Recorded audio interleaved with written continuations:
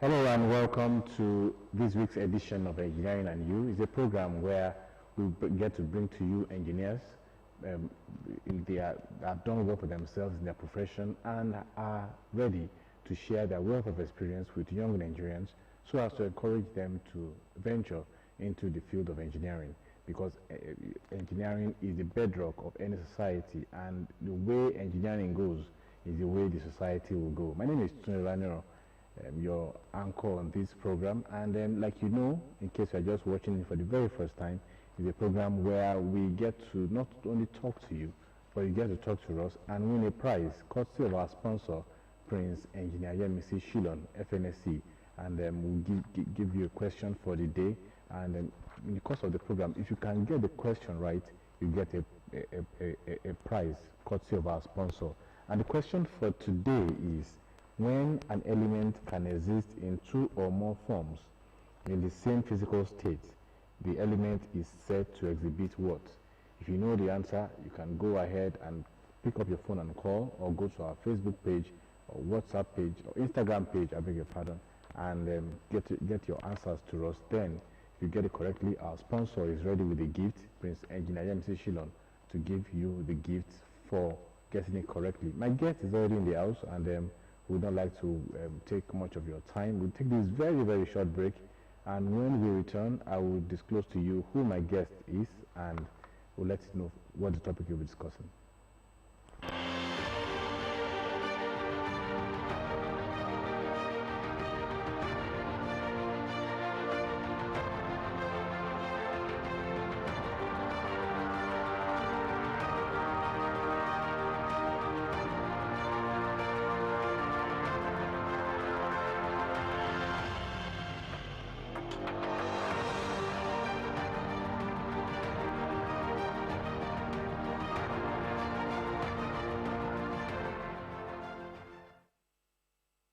Welcome back, and my guest for today is Engineer Dr. Abeokuta Ibrahim.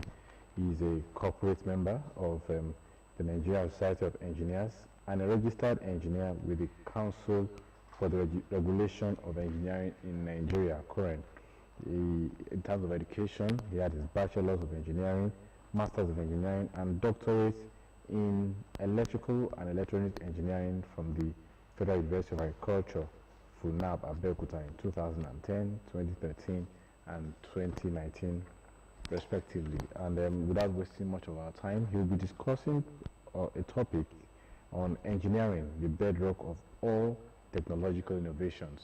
And he is ready to get it going. Welcome to again, and you, Engineer Ibrahim. Thank you for having me. So you have the floor. You can to our viewers on the Engineering and You, thank you. Engineer Dr. Abeokuta Ibrahim. Because of our targeted audience, which are the school leavers or secondary school students, I've decided to talk on engineering, the bedrock of all technological innovations. When we look at the world around us, everything is changing. New problems are emerging that are begging for solutions. Engineering is that one field of human endeavor at forefront of providing solutions to these problems. Then what is engineering? What is the relationship between engineering and innovation? When we say engineering, engineering generally involves the correct application of scientific theories and laws to the efficient transformation of natural resources for the benefit of mankind. In other words, engineering involves the use of theories and laws to develop useful products for mankind. Examples: take a look at various devices, gadgets we use at home, our TV, blender, washing machine, and so on and so forth. All these are products of engineering. Now, the experts that applies these scientific theories and law are the ones referred to as engineers. Engineers generally, when they go through rigors of designing so many things, they have to come up with a product that has been designed. As such, they need resources to work with. Hence, engineers generally employ two types of natural resources, materials and energy. Now, engineers employ materials purposely because of their unique properties, which include but not limited to strength, ease of fabrication, durability, conductivity, chemical properties, and so on and so forth. Also, energy. Energy is the key drivers for most engineering activities, and the main source of energy for this engineering activity include the fossil fuel, wind, sunlight, water falling from a height, nuclear fission, and so on and so forth. Now, we have to talk about branches of engineering. There are so many branches of engineering, but I'll be talking in terms of the key branches. We have electrical and electronics engineering, which is that branch of engineering that involves the study, design, and application of devices and systems that uses electricity, electronics, and electromagnetism. Then we talk in terms of the mechanical engineering, which is an aspect of engineering that deals with design and construction of machine and machine parts. Then we have civil engineering. Civil engineering is a branch of engineering that deals with design, construction, as well as maintenance of natural and physical environment, including the public infrastructure. Talk in terms of roads, dams, bridges, and so on and so forth. Then we have the agricultural and biosystem or bioresources engineering, which applies engineering science and design principles for agricultural purposes to advance farm efficiency and sustainability of natural and renewable resources. Then we talk in terms of mechatronics engineering. Mechatronics engineering is the branch of engineering that is based on mechanics, electronics, and computing to design and develop smart systems. Now, one thing that is very common to all these branches of engineering that I've actually mentioned is that they all involve problem solving, which means that engineers solve problems. Problem engineers solve could involve qualitative or quantitative factor. It could include physical or economic factor. It can even include a common sense or even abstract mathematics. Then let's talk about the concept of innovation, because that's another key word in the topic. When we say innovation, innovation simply refers to the process of developing new things. New things in this case now could mean a device, a system, a way of accomplishing a task, or even a way of thinking. Since innovation involves creation of new things, then it can be viewed as a way of problem solving. Then this calls into play engineering involvement in innovation. Now, innovation is very common in business and technology. However, it also happens in other areas of human endeavor, such as art, philosophy, religion, and so on and so forth. Now, engineering and engineering principles are very pivotal. They are very germane while innovating. It is through engineering that the creative idea, skill, designs to produce new and optimum solutions to existing problems are evolved. Thus, this makes engineering the basic building block of all technological innovations. There are some steps and processes that serve as a guiding principle while innovating. We talk in terms of research, design, development, production, operation, and management. When we say research, what do you mean by research? Research means finding about people's premeditated need and trying to provide solution to this need. Then when we say design, design simply means the process of creating the innovation, which of course could involve the use of mathematical models, drawings, and so on and so forth. Then when we talk of development, development simply means the use of right materials to develop what has been designed. Then when we talk in terms of production, we're talking in terms of the right selections of the plant layout and equipment to mass produce, test, and inspect what has actually been developed. Then when we talk in terms of operation, operation simply means the control of the production processes to create a product or service. When we are talking in terms of management, we are talking in terms of the continuous analysis of people's requirements and trying to provide solutions to this. Now, there are some groundbreaking innovations that have been done in time past, and all these are pivoted around engineering and engineering principles. Examples of these, as highlighted, we have the interconnected power system grid, electric vehicle, smartphone, LED TV, automated teller machine, aircraft, and so on and so forth. However, for us to be able to understand or to appreciate the level of innovative idea that has gone into the creation of these, I will show some pictorial view for us to be able to appreciate engineering and innovation. Now, these are interconnected power system grids. Let's imagine the engineering task that has gone into development of this power system grid. The power that has been generated at the power plant, getting down to the users. Look at the various components that actually produce this energy at the generation station, transmitting this energy through the transmission line to the distribution network, then getting down to the end users. You can see a lot of engineering task and design has gone into this. The second aspect here is trying to show other innovative ideas that has gone into this grid, like the use of distribution generation to boost the load at the user's end. Then let's look at this. This is an electric car. Now, this excludes the use of internal combustion engine, making this car eco-friendly. Now, look at the various components here. So many creative ideas would have gone into the development of each of these components, then incorporating them to form this car is not a small engineering task. Sorry, we have to cut you there. We have a caller. Hello, good evening. Good evening, sir. Hello, good evening. Can you hear us? Yes, sir. How are you? My name is Grace. Grace. Okay, Grace. How are you doing, Grace? I'm fine, sir. All right. Do you want to ask my guest a question? I want to ask your guest a question and I want to answer the question. Okay, please go ahead. I want to ask where does computer engineering fall under? And where what? Where does computer engineering fall under? Okay, where did they fall in? Okay, you will answer your question. And then what is the answer to my question?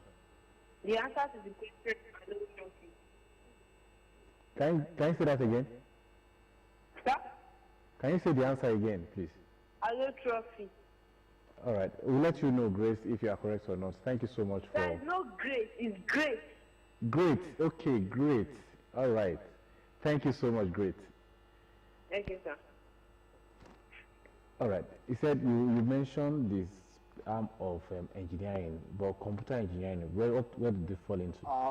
It's an option under electrical and electronics engineering. It's one of the options. We also have biomedical there. There are so many options we have under electrical electronics engineering. We have power systems and machine engineering. We have communication and digital signal processing. We have electronics and control. So we also have biomedical engineering. We have computer engineering as a subset of electrical and electronics engineering. All right, that answers Grace's question today. Now, this is another innovative concept. This is a smartphone. The board of this smartphone we are using, see this as is a miniaturized board with thousands of components interconnected together. Earlier I said engineer makes use of resources, material, like for the conductors on this board now, they are made of copper, gold, silver. Talking in terms of the battery uses lithium and cobalt elements. Then when we talk in terms of the glass material, we have elements such as aluminum, silicon, oxygen, forming component of that glass. This is just to show to us the innovation that has gone into development of this smartphone. Then the same thing with LED TV. Gone are the days where we have a very big cathode ray oscilloscope TV, but now we are having a very smart system. Then so also the automated teller machine, the connectivity of the various components. This is a very complex system. The connectivity of the various components there is just what I show in the line diagram here.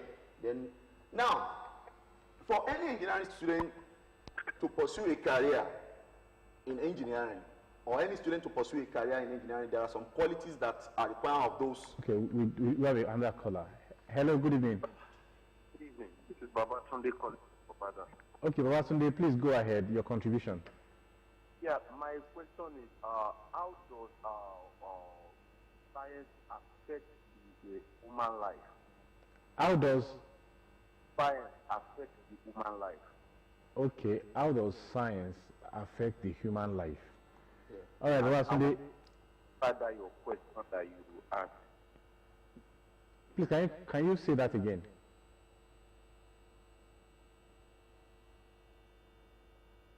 All right, I think we lost Baba Sunday there. He wants to know how science really affects the human life. Now, science affects human life in all ramifications. And that's why we are trying to say engineering as a field of study applies some basic scientific principles, laws, and theories to develop those useful products to benefit mankind. If you look at the way I started, I mentioned some things we use at home.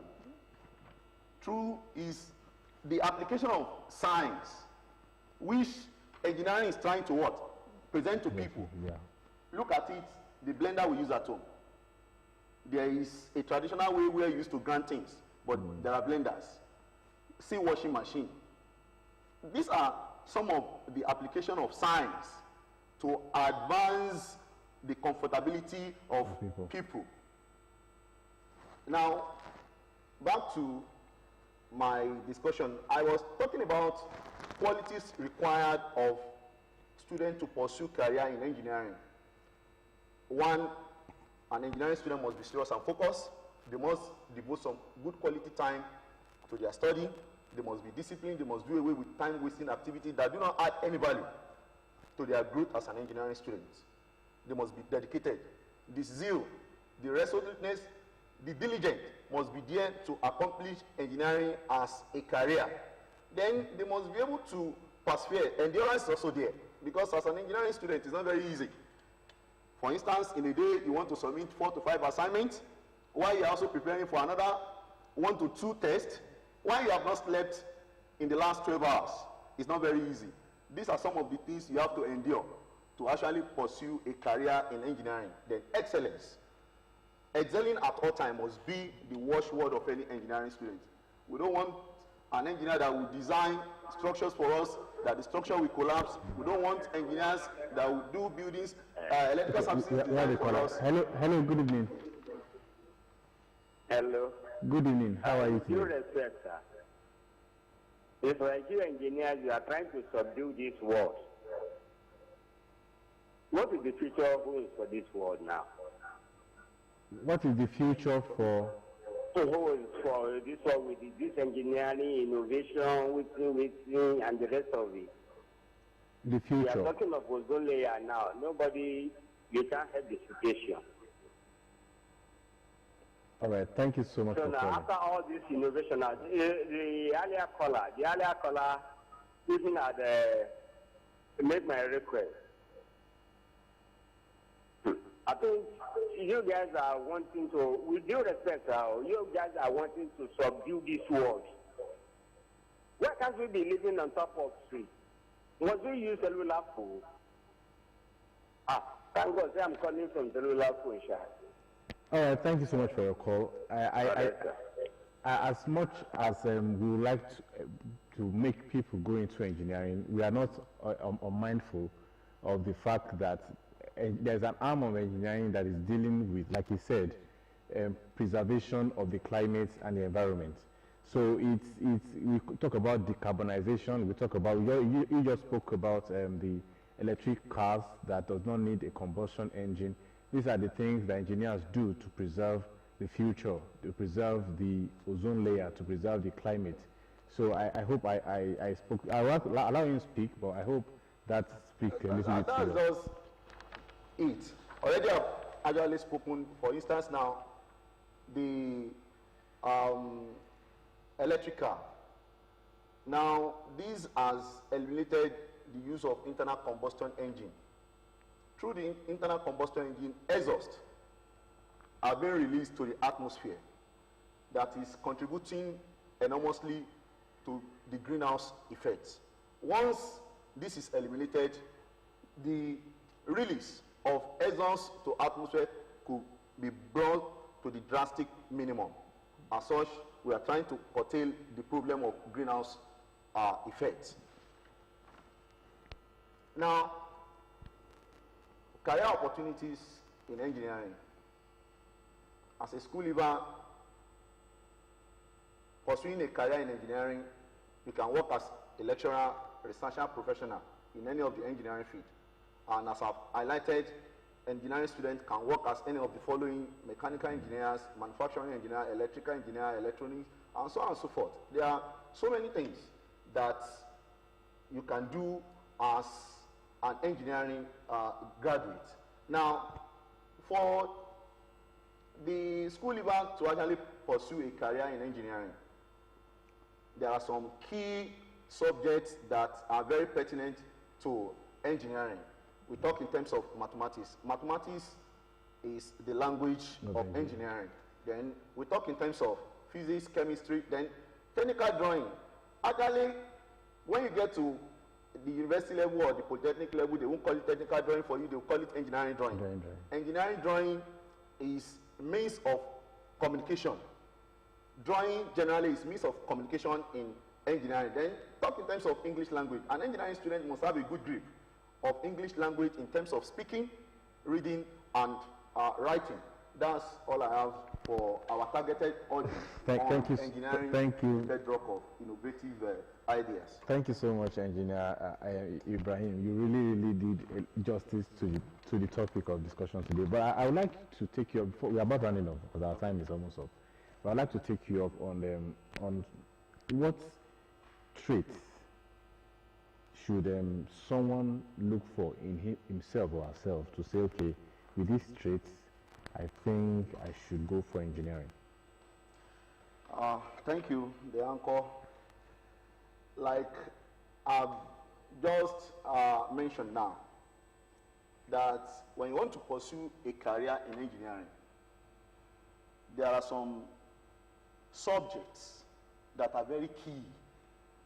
Once you know you don't have the requisite knowledge in them, for you to be an engineering student will be questionable.